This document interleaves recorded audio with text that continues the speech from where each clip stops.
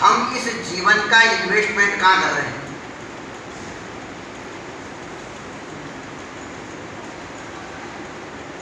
इस बुद्धि का इन्वेस्टमेंट हम कहाँ कर रहे हैं?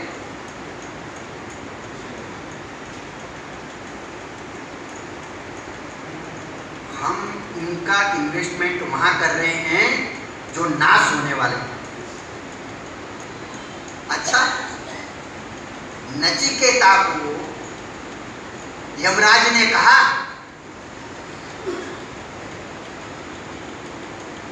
ये दुर्लभा मनुष्य लोके तान गृहीष्व। मनुष्य लोक में आज तक किसी ने वो नहीं भोगे होंगे, उन भोगों को भोगने के लिए मैं तुम्हें देता हूं। मनुष्य लोक में किसी ने नहीं भोगे अभी। नचिकेता की बुद्धि बड़ी तीक्ष्ण होती है। उसने कहा मनुष्य लोक में नहीं भोगे, स्वर्ग लोक में भोगे होंगे। स्वर्ग लोक के भोगों को भोगने वाला इंद्र अहिल्या के पास में कैसे गया था?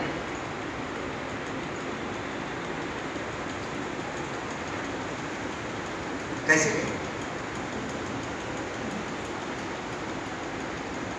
गौतम ऋषि का रूप बना के गया। स्वर्ग के भोग को भोगने वाले की भी भोगों से तृप्ति नहीं होती।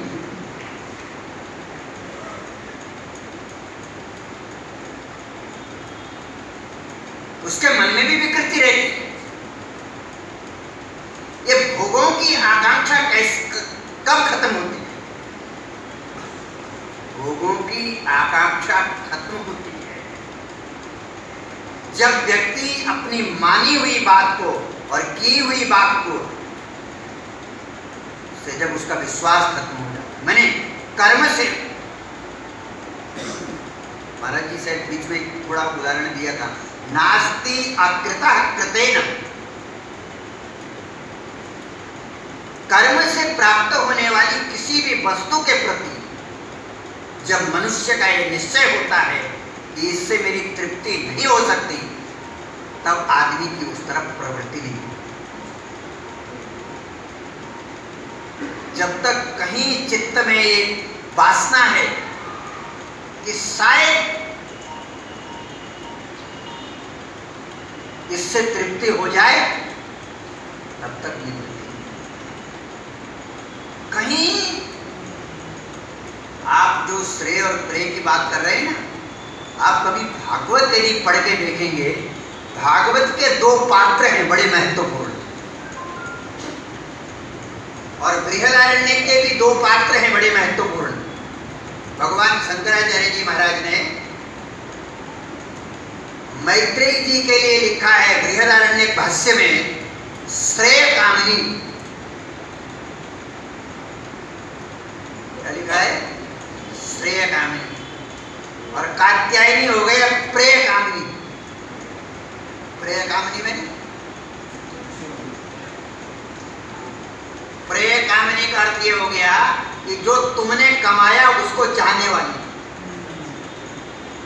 और श्रेय कामनी का अर्थ हो गया जो तुमने जाना उसको चाहने वाली।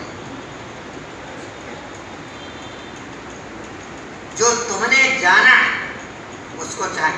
क्यों? पाने से जीवन में शांति नहीं आती, और जानने से जीवन में शांति आती है। किसको जानने से शांति आती है? स्कूटर को जानने से शांति आती है कि गाड़ी को जानने से शांति आती है? जब जनक ने इतना कुछ पाया और जनक याज्ञवल्क्य के चरणों में बैठ करके शांति का अनुभव करता है, तो याज्ञवल्क्य को कितना दिया होगा उसने? अरे तुम कितना दान देते हो बताओ ना मेरे को। 50 लाख पड़ा होगा घर में तो बड़ी मुश्किल से 50,000 देते होंगे, मेरे को ऐसा अनुमान लगा रहा हूँ, गलत भी हो सकता है, मुश्किल है ये समझने बोलते, मुश्किल है। तो जनक के पास अपार ऐश्वर्य था, और अपार ऐश्वर्य में से कितना ऐश्वर्य उसने जनक को दिया होगा, और जनक याज्ञवल्क्य के चरणों में बैठता है, वो शांति का अनुभव करता है, क्योंकि इसका अर्थ ये है याज्ञवल्क्य ने जो पाया उससे ज्यादा जनक के पास में, तो पाने से याज्ञवल्क्य को कैसे शांति मिल सकती है? कितना भी दे दे तो इतना तो नहीं दे सकता जितना उसके पास है। लेकिन याज्ञवल्क्य की शांति में और जनक की शांति में जमीन आसमान का फर्क है। जनक के पास में माना हुआ है और पाया हुआ है, और याज्ञवल्क्य के जीवन में जाना हुआ है, और जानने की शांति कुछ एक और है। जैसे बुद्ध ने जाना, बुद्ध ने कहा सर्वम दुखम दुखम। अब एक चीज नहीं, ये मिल जाए, स्त्री से वैराग्य हुआ तो ऐसा नहीं कि इस स्त्री में दुख है दूसरी में सुख होगा। एक बार आपने समुद्र का पानी पूरा देख लिया, खारा पानी है, तो चाहे इस कोने से पिया जाए, चाहे उस कोने से पिया जाए, चाहे बीच से पिया जाए, कहीं से पिया जाए, लेकिन पानी से प्यास बुझ नहीं सकती। खारे पानी में प्यास बुझाने की सामर्थ्य, इतना निश्चय उसका हो गया, तो खारे पानी के प्रति उसकी प्रवृत्ति नहीं हो सकती। तो ये प्रवृत्ति कब नहीं हो सकती है? अरे निश्चय नहीं हो जाए, जब वो जान ले, बस जब तक वो जान लेता है उसके बाद उसके चरणों में पानी आ जाए। आप कभी समुद्र के किनारे घूमने जाओ, कभी पीले पाले में पहले कथा करते थे, तो कभी कभी घूमने के लिए चले जाते थे उस तरफ, तो साथ में पानी की बोतल ले जाते। अब बताओ, चरणों में पानी है फिर भी बोतल साथ में क्यों? क्योंकि मालूम है ये पानी प्यास नहीं बुझा सकता। ठीक नचिकेता की स्थिति ऐसी है, उसके चरणों में ऐश्वर्य है, लेकिन वो समझता है इस ऐश्वर्य को लेने के लिए वो तैयार नहीं है। और एक बात समझ लो आप, नचिकेता को ऐश्वर्य देने वाला कौन है? नचिकेता को ऐश्वर्य देने वाला कौन है? जो तुम्हारा सब कुछ ले लेगा, जो दुनिया का सब कुछ लेने वाला है, वो नचिकेता को सब कुछ देने वाला बन गया। क्यों? नचिकेता के त्याग के कारण। तो प्रे का अर्थ होता है जब तक शरीर के साथ में तादात्म्य है।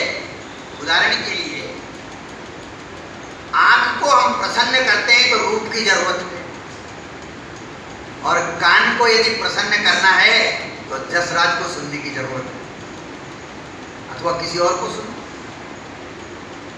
जीभ को प्रसन्न करना है तो रस की जरूरत है। जब तक शरीर के प्रति मैं बुद्धि है, तब तक जीवन की प्रसन्नता का कारण ऐश्वर्य है। तब तक वास्तविक में जो मंद शब्द का अर्थ है, मंद शब्द का अर्थ यही है कि शरीर के साथ में यदि तादात्म्य है तो कहीं ना कहीं विषयों में सुख का निश्चय है।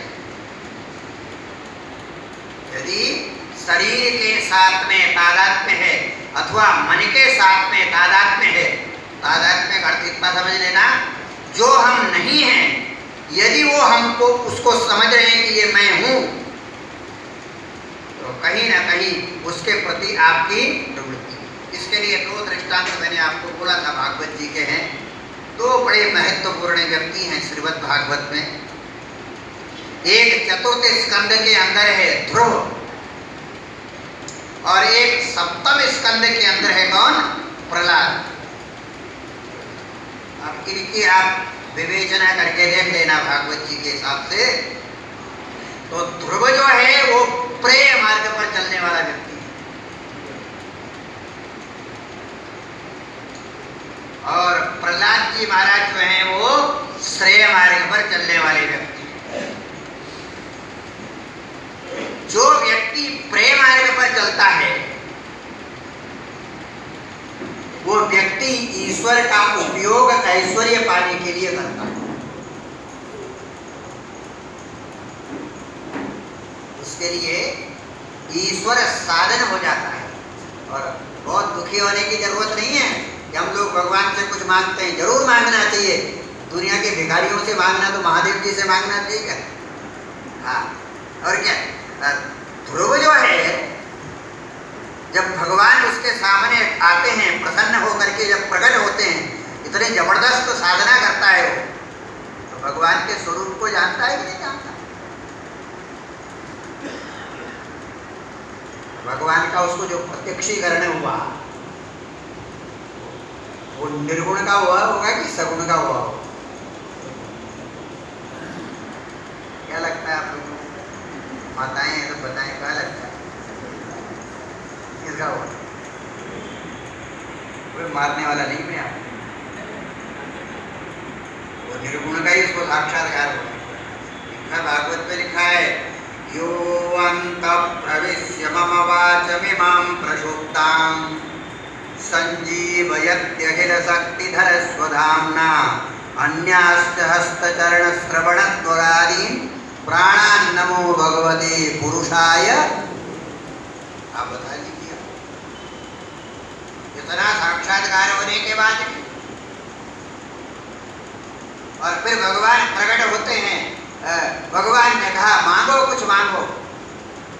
तो उस समय ध्रुव के चित्त में वही राजपाट ऐश्वर्य सब उसके पास से आए। भगवान ने कहा भगत, हम समझ गए तुमको क्या चाहिए। भगवान ने अपार ऐश्वर्य। और ये भागवत जब आप पढ़ेंगे तब पता लगेगा। फिर चतुर्थ स्कंद में जब गंधर्व के साथ में ध्रुव का युद्ध होता है, वहां ध्रुव कहता है कि मैं कितना मंद बुद्धि हूं कि मोक्षदाता श्री हरि मेरे सामने उपस्थित हुए और उनसे मैंने किस प्रकार के ऐश्वर्य को मांग लिया। तो मंद शब्द का अर्थ आप ऐसा भी मत ले लेना, ध्रुव जैसा व्यक्ति भी मंद बुद्धि का अर्थ हो गया जिसकी ऐश्वर्य की तरफ प्रवृत्ति है और जो सुख ऐश्वर्य में देखता है उसका नाम हो गया मंद,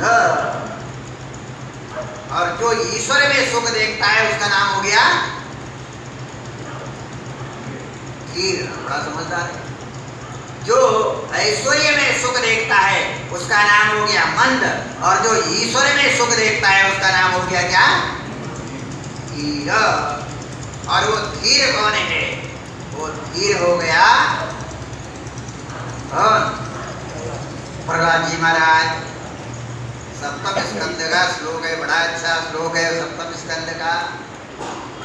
उसने पूछा कि बता तेरा परमात्मा कहाँ है? बता तेरा परमात्मा बोलता है। प्रहलाद जी महाराज कहते हैं न केवलं मे भवतस्य राजन् सवै बलं बलिनां च परेषां परे परे मे स्थिरजङ्गमाये ब्रह्मादयो येन वसं प्रणीता। अरे पिताश्री ऐसा मत बोलो।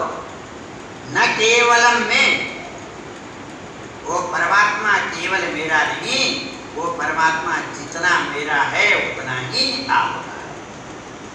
न केवलम में भवतश्च राजन् सवै बलं बलिनां च परेषां परे परे में स्थिर जंगमाये ब्रह्मादयो ये नवसम प्रणीता। वो परमात्मा है, वो सबकी आत्मा है, वो परमात्मा है। तो उस परमात्मा, जब परमात्मा प्रकट हुआ तो परमात्मा ने प्रहलाद से कहा कि मांगो, क्या मांगते हो? उसने कहा कि मेरा चित्त ऐसा कर दो महाराज कि मांगने की इच्छा ही नहीं, कामना की चित्त में कामना ही न रहे, चित्त से कामना की ही निवृत्ति हो जाए। ये महत्वपूर्ण पात्र हैं। जिसको मांगने के बाद और पाने के बाद जीवन में पछताना पड़े, वो मंद व्यक्ति का काम है कि नहीं? अपार सुख का अनुभव हुआ जिस व्यक्ति को, और अपार सुख होने के बाद फिर उसको अपार दुख हुआ। किसको? ध्रुव को।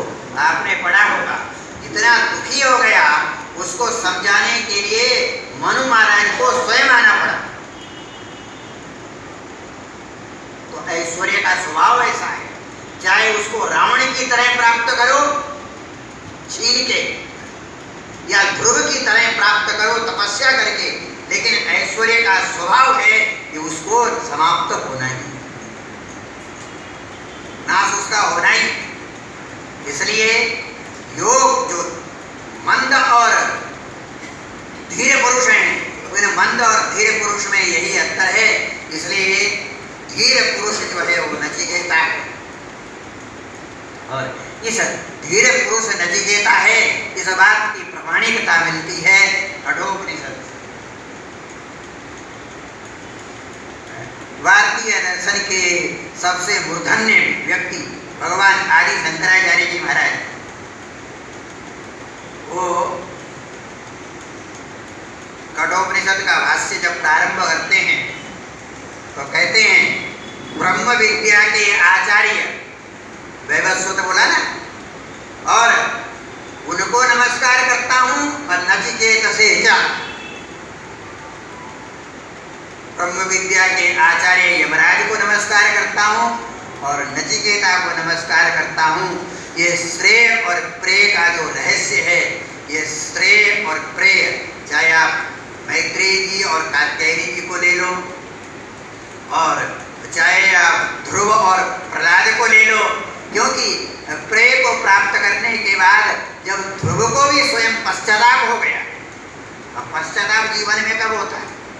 अच्छा काम करने से पश्चाताप नहीं होता। जब अपनी गलती का एहसास होता है तब पश्चाताप होता है। तो ध्रुव को भी थोड़ा पश्चाताप हुआ, उनके चित्त में उन्होंने हमने क्या ईश्वर से मांग लिया। तो ये श्रेय और प्रेय जो है ना, ये बड़े महत्वपूर्ण चीज़ें हैं, और बड़ा सुंदर जो है जितना हो सका हमसे अपने विषय का प्रतिपादन करने की कोशिश की। और ये दो बहुत महत्वपूर्ण चीज़ें हैं, और उसमें से हम लोग भगवान से प्रार्थना करें कि हम लोग मंद ना हो, हम लोग क्या हो जाएं? धीरा। लेकिन धीरा कश्चित भवति, धीर कोई कोई होता है, और मंद तो प्राय करके सभी होते हैं, प्राय करके। इसलिए इतना ही कह करके मैं अपनी वाणी को विराम देता हूँ। हरि ओम तत्सत। हरि ओम।